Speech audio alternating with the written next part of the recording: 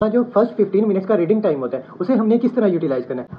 और अगर exam point of view से देखा जाए तो हमारे पास एक एक मिनट बहुत कीमती होता है। अक्सर आपके अटेम्प्ट 45, 46, 40 या तो हमारा पेपर ही कंप्लीट नहीं हो पाता या हमसे पेपर में टाइम ठीक से मैनेज नहीं होता।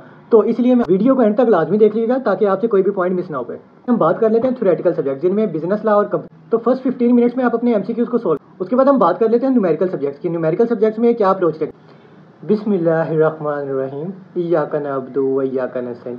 शुरू करता हूँ अल्लाह के नाम से जो बड़ा मेहरबान और नहायत रहम करने वाला है।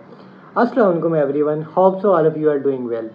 You are watching CA motivation by Zaidi and myself is Fahad. अगर आप भी हमारे चैनल पे न्यू हैं तो सबसे पहले इसे सब्सक्राइब कर लें, लाइक कर लें और बेल आइकन को लाजमी प्रेस कर लें ताकि तमाम न्यू आने वाली वीडियोज़ आप तक टाइमली पहुँचे। तो हमारी जो आज की वीडियो होने जा रही है उसमें मैं आपको बताऊंगा कि हमने एग्जाम के दरमियान में अपना जो फर्स्ट 15 मिनट्स का रीडिंग टाइम होता है उसे हमने किस तरह यूटिलाइज करना है। जैसे आप सबको पता है कि एग्जाम्स के दिन करीब आ रहे हैं तो मैंने सोचा कि ये वीडियो बनाना बहुत ज़रूरी है क्योंकि जो फर्स्ट 15 मिनट्स होते हैं अक्सर लोग जो हैं स्टूडेंट्स जो हैं वो उन्हें ज़ाया कर रहे होते हैं। और अगर एग्जाम पॉइंट ऑफ व्यू से देखा जाए तो हमारे पास एक एक मिनट बहुत कीमती होता है। एक एक मिनट हमारा पास और फेल डिसाइड कर रहा होता है। तो इसीलिए पहले 15 मिनट जो हैं उसको आपने लाजमी यूटिलाइज करना है। इस वीडियो में मैं आपको बताऊंगा कि आपने न्यूमेरिकल पेपर में 15 मिनट को किस तरह यूटिलाइज करना है और थ्योरी के पेपर में आपने 15 मिनट को किस तरह यूटिलाइज करना है। एक एक मिनट हमारा इसलिए भी ज़रूरी होता है क्योंकि आप देखें अक्सर आपके अटेम्प्ट 45, 46, 47 या 48 पे लग रही होती है। तो इसका रीज़न क्या होता है, या तो हमारा पेपर ही कंप्लीट नहीं हो पाता या हमसे पेपर में टाइम मैनेज नहीं होता।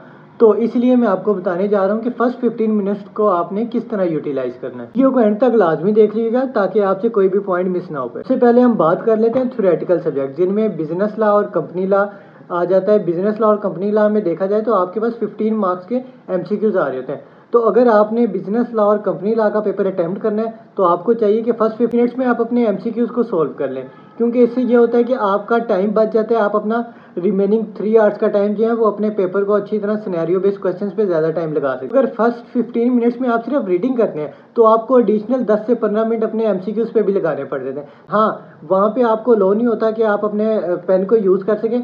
तो इसके लिए टेक्निक ये होती है कि आपने अपने पेन को ऑन करके जो आंसर आपका एमसीक्यूज का लग रहा होता है उस पर आपने डॉट लगा देना है ताकि आपको याद रहे कि आपने ये एमसीक्यू सोल्व किया है और इसका ये ऑप्शन है, ताकि जब आपका 3 आवर्स का टाइम स्टार्ट हो पेपर का उसमें आप अपने डॉटेड एरिया को देख के अपने आंसर शीट पे आप ABCD लिख सकें कि आपने इस क्वेश्चन का क्या आंसर। और अगर एमसीक्यू सोल्व करने के बाद आपके पास टाइम बचता है तो आपने क्वेश्चंस की रिक्वायरमेंट्स को देखना है और देखना है कि आपने कौन सा क्वेश्चन सबसे पहले अटैम्प्ट करना है। इसके लिए आपने सबसे पहले थ्योरी के सब्जेक्ट में देखना होता है कि आपके पास क्रैमिंग का एरिया कितना आया है। अगर क्रैमिंग का एरिया आपके पास 40-50 मार्क्स का या 30 मार्क्स का टेस्ट हो रहा है तो सबसे पहले आपने उसको सोल्व करना है। इससे आपको बहुत सारा कॉन्फिडेंस मिलता है और इससे ये होता है कि आपको यकीन हो जाता है हाँ यार ये पेपर मैं पास कर सकता हूँ, इस पेपर में तो ऐसा कुछ नहीं है। और अगर आप अपने क्रैमिंग के पोर्शन से मैक्सिमम मार्क्स सिक्योर कर लेते हैं तो आपको आगे सिनेरियो बेस में जितना मर्जी मुश्किल सिनेरियो आ जाए आपको इतना इशू नहीं होता और आप इजीली अपना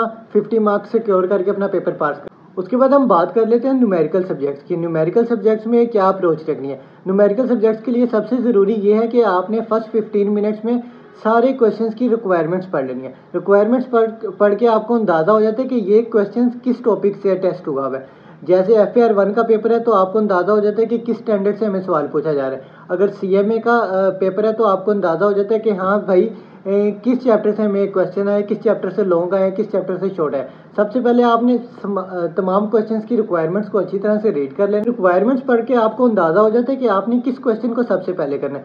पहले आपने हमेशा उस क्वेश्चन को सॉल्व करना है जो आपको सबसे अच्छे से आता है। यानी अगर हम कॉस्टिंग की बात करें तो उसमें प्रोसेस कॉस्टिंग का एक लॉन्ग क्वेश्चन आ रहा होता है और वो ऐसा चैप्टर है जो ऑलमोस्ट हर स्टूडेंट को अच्छे से तैयार होता है। तो सबसे पहले आप वो करें, नहीं तो ओवरहेड या शॉर्ट क्वेश्चंस एक ऐसे इजी शॉर्ट क्वेश्चंस लाजमी आ रहे होते हैं 5-7 नंबर के, तो सबसे पहले आपने उन्हें अटैम्प्ट करना। इसी तरह आपने लिस्ट डाउन कर लेने हैं कि आपने किस सीक्वेंस के साथ क्वेश्चन करने हैं ताकि आपका 15 मिनट्स का टाइम यूटिलाइज हो सके। और जैसे ही आपका पेपर की 3 घंटे शुरू हो उसमें आपका एक माइंड मैप बनाओ कि आपने किस तरह पेपर को लेके चलना है ताकि इजीली आप अपना टाइम भी मैनेज कर सकें और एक स्मूथ वे के स्मूथ वे में अपने पेपर को लेके चल सके। और पेपर के दौरान आपने टाइम को किस तरह मैनेज करना है, अगर देखा जाए तो 180 मिनट्स होते हैं आपके पास और 100 मार्क्स का पेपर आ रहा होता है, तो इसका मतलब है कि एक मार्क के लिए आपके पास 1.8 मिनट्स अलॉट है। लेकिन आपने कोशिश ये करनी है कि आप एक मार्क्स के लिए 1.5 मिनट्स अलॉट करें। इससे ये होगा कि कुछ क्वेश्चंस आपके ऐसे होते हैं जो आपके 1 मिनट में सोल्व हो रहा होता है,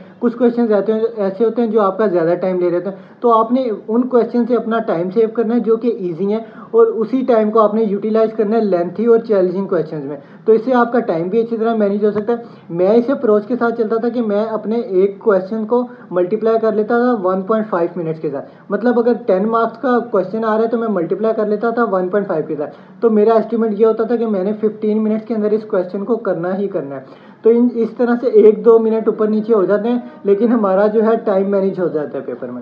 तो आज की वीडियो के लिए इतना ही। इसी के साथ मुझे इजाज़त दीजिए। अल्लाह हाफिज़, दुआओं में याद रखिएगा।